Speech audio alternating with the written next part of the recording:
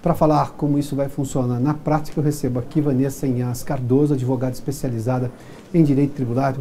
Doutora Vanessa, bem-vinda aqui ao Cenário Econômico. Eu agradeço o convite, Adalberto. Esse dinheiro todo estava lá, já teve uma repatriação que rendeu 46 bilhões, 6,8 bilhões para o governo na regularização.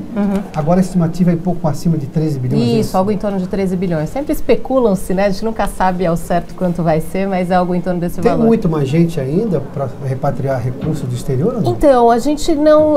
Assim, a gente fez bastante o ano passado, na primeira fase, mas esse ano, logo que reabriu, a gente teve alguns contatos, mas, assim, é muito menor, na verdade, a procura do que teve na primeira fase. Agora, qual é a condição que esse dinheiro precisa estar para poder se beneficiar da medida de repatriação que já teve no ano passado e agora é um pouco diferente, né? Isso, é um pouquinho diferente. Então, assim, a principal questão é que o dinheiro tem que ter origem lícita, tá? Então, assim, e ele pode ser não só dinheiro, né? Então, bens, quaisquer tipos de ativos que tenham sido mantidos no exterior e que não foram declarados aqui na declaração de imposto de renda aqui no Brasil.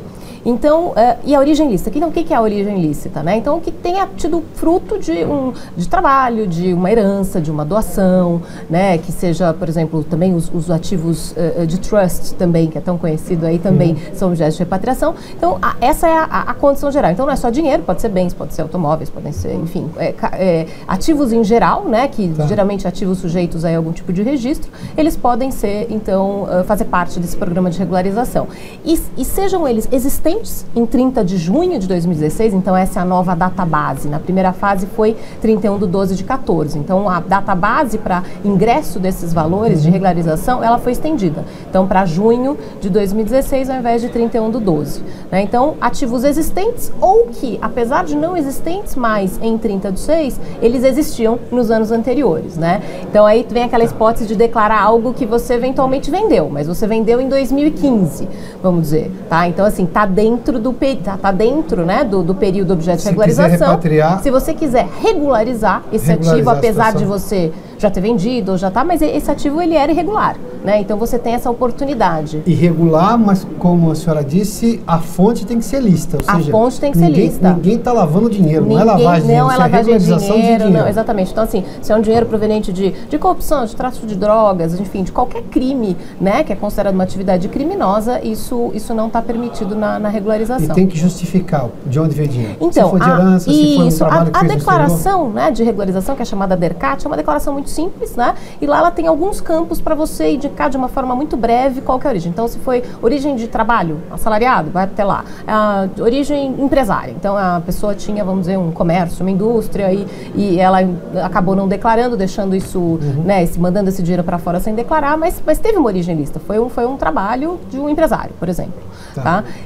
Ou se foi uma doação, se foi uma herança. Então, tem alguns campos, são poucas opções, para você descrever realmente brevemente qual foi a origem desse dinheiro e você declara lá, origem lícita. Isso você tem que colocar. Como é que esse recurso pode estar lá? Uma das possibilidades, a senhora disse, é a herança. Ele recebeu uma herança, ele tem parentes lá fora do país, recebeu uma herança, está numa conta bancária lá. Isso. Mas está no nome dele. No nome dele. Se ele quiser regularizar isso e trazer para o Brasil, ele vai ter que justificar. Exatamente. Aí ele vai fazer a declaração em nome dele. Então, e se ele mantiver o dinheiro lá como uma segunda pessoa, ele pode ou não pode? Não, ele pode manter. Então, assim, a regularização, ela não exige, né? O programa de regularização, ele não exige a repatriação efetiva, ou seja, trazer esses valores de volta para o Brasil. Isso tem que ficar muito claro, porque às vezes a pessoa, mas eu não quero trazer, eu só quero regularizar para que isso comece a constar da minha declaração de imposto de renda. Então, isso pode ser feito. Então, se eventualmente ele recebeu essa herança, essa pessoa, no nome dele, ele faz a DERCAT e depois ele quer passar para uma outra pessoa. Uma vez que esteja regularizado isso na declaração de imposto de renda, ele pode fazer o que ele quiser com esse dinheiro depois. Para fazer uma comparação com muitas notícias que têm surgido, ou seja, aquele sujeito tem conta no exterior, ter conta no exterior não é crime nenhum. Nenhum.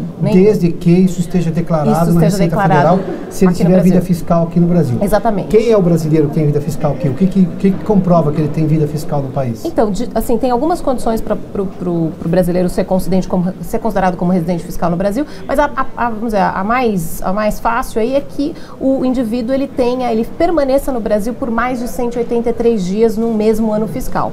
Né? Então, se a pessoa está aqui no Brasil por mais de 183 dias, ele adquire a condição de residente. Uma outra questão é se ele tem realmente a vida dele permanente aqui no Brasil, ele tem todos os negócios, enfim, trabalha aqui no Brasil, tem uma fonte de renda, isso também puxa a residência fiscal para o Brasil. Doutora, vamos imaginar uma situação que não é incomum, porque nós somos um país hoje de pessoas que viajam, que têm atividades fora.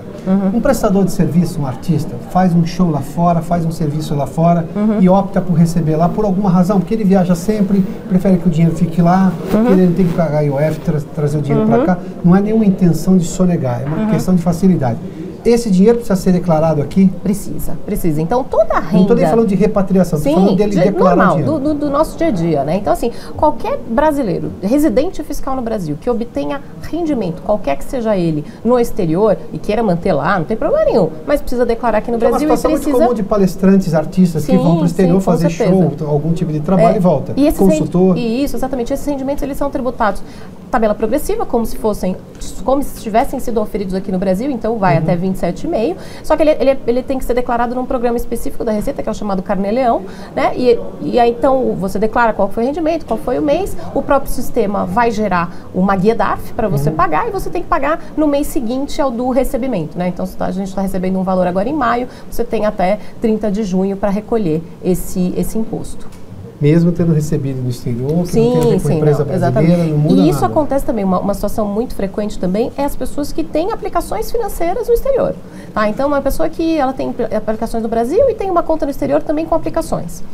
O rendimento, né, assim, se ela teve algum tipo de rendimento com essas aplicações, sejam, por exemplo, de juros, dividendos, tal, esses rendimentos também têm que ser informados, assim como os nossos rendimentos aqui no Brasil, que a gente tem uma aplicação financeira, tem que ser declarados, né? É que aqui o nosso banco, ele já retém o imposto de renda na fonte, né? Nos Estados Unidos, não há essa retenção, para ter essa retenção, vamos dizer, está a conta nos Estados Unidos, vão ter lá os critérios de pagamento de imposto nos Estados Unidos, só que independente de como isso é tributado nos Estados Unidos ou qualquer outro país, isso também tem que ser objeto de declaração aqui no Brasil, podendo ser abatido o imposto que foi pago, que já eventualmente foi pago no exterior. Doutora Vanessa, rapidamente, a regra agora é diferente em quê, em relação ao anterior?